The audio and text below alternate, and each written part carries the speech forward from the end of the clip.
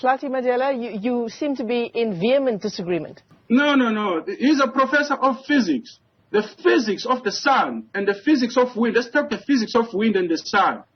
It says in layman's term, can only be available up to 35%.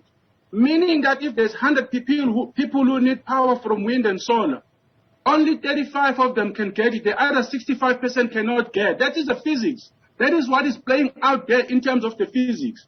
The people who are proposing these independent power producers, they are mainly wind and solar on the basis that they can either be backed up by gas, which we now know is very expensive in Europe. It is collapsing the industry there in Europe because it's very expensive. Or it can be backed up by battery storage. But we urge the people who are pro-renewable IPPs, pro-wind and solar IPPs, to first request one power station of Eskom, not too many, one. Go and prove the battery storage. Come back and tell this country that this power station can ship out 3,600 megawatts of power over 24/7, 365 days a year. Once they've proven that, we will be defeated. We cannot sit here and work on the basis that someone is going to come up with a magic battery storage that can store power for 16 hours.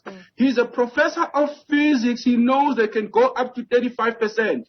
As you and I sit here and now where you are, the sun is not strong enough yet. There's certainly no wind. Yet the people woke up this morning, they want electricity the most, and they're going to want it when the sun goes up during midday. When we need the electricity the most again towards the end of the day, peak time, the sun is gone.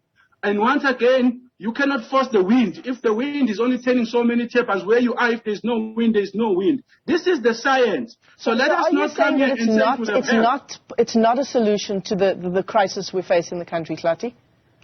It has never been a solution to any country. There's not a single country in the world where this has been proven. They want to prove it to South Africa because South Africa is a naive country. It has failed in Germany. If you want to know how the wind and solar has failed in Germany, ask Germany to disconnect the import of nuclear power from France today. They will not do it.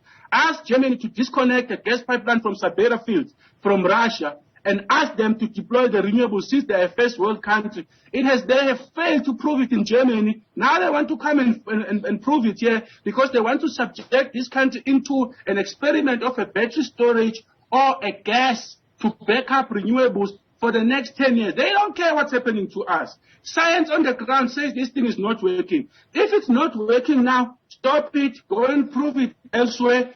Once it's working, bring it back. Right now, we need the coal power station. The CEO of Eskom and the leadership of Eskom and the leadership of this country must prioritize the Eskom coal power station, just like Brown Molefe and Koko did. The graph consistently shows that if you have a leadership that prioritizes the assets of Eskom, there is no load shedding. But if you have a leadership that bets and vouches for the independent power producers, that can only be 35%.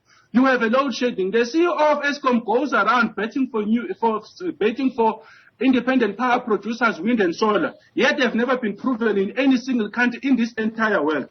Bring a country where this thing has been proven to work. Apologies for interrupting you there. I want to just bring in Prof. Winkler because we are out of time. Just some closing comments from you insofar as specifically the issue of independent power producers is concerned, Prof. Now, what the other participant said is actually irrelevant. The sun's only up for a certain amount of time. And by itself, it's not a solution.